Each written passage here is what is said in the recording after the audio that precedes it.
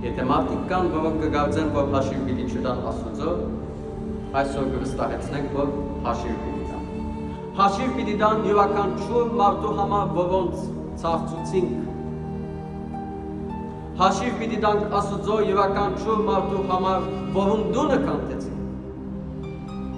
Հաշիվ պիտի տանք Աստծո յուրաքանչյուր մարդու համար, որոնց կյանքը կանտեցին։